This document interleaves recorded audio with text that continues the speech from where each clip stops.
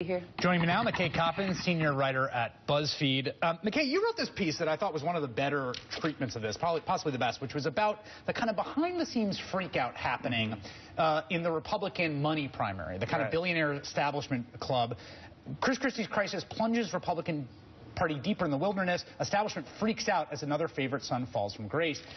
I don't think people quite realized how many eggs were being placed in the Chris Christie basket and how now they have to figure out what basket to put those eggs in. Yeah, absolutely. I mean, all through the government shutdown, all through the various Tea Party stunts, all through all of this, it was the establishment and the money crowd in the GOP was banking on Chris Christie, right? And then Bridgegate happened, and then they freaked out. I spent several days calling all of these people. They were panicking. And one name that consistently came up was Scott Walker's. They said, okay, well, it has to be a governor because people hate Washington. It has to be somebody who can relate to the, to the mainstream, and so maybe it's Scott Walker. He came up consistently.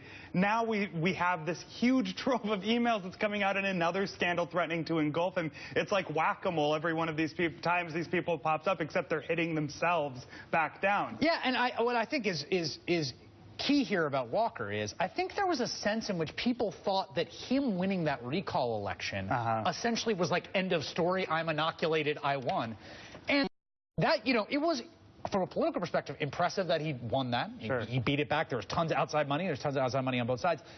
But the guy's still got to get reelected, and then he's maybe going to run for president. But all this stuff is still out there, and now you've got a second investigation that looms over him based on the 2012 recall, and no one knows what's going on behind the scenes there. And this is the thing. I think there is a distinction between Bridgegate and this, being that the public understands a traffic jam better than they understand campaign law, right? That said, it's the contents of these emails, which we widely don't even know that much about so far, that could really kill him.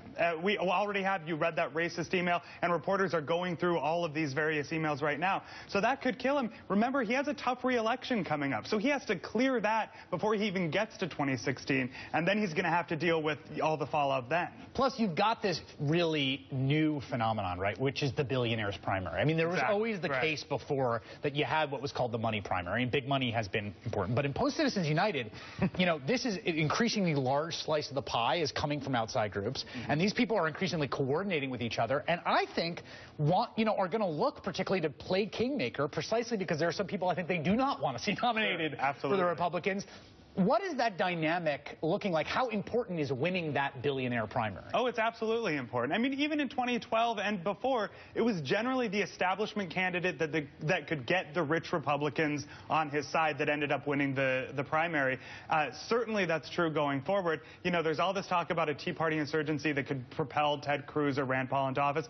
It's possible. Who knows? But absolutely in the establishment primary, they need the billionaires on their side. And right now, Walker is not doing himself any favors. Those folks that you called around, when you called around about the Chris Christie establishment, when those folks do look at particularly Ted Cruz and Rand Paul, are there concerns electability? Are there concerns that these people are not particularly politically? What is the worry there? Well, I think it depends on the candidate, right? With Ted Cruz, they didn't like the government shutdown for many reasons. They also feel like he doesn't play the game, right?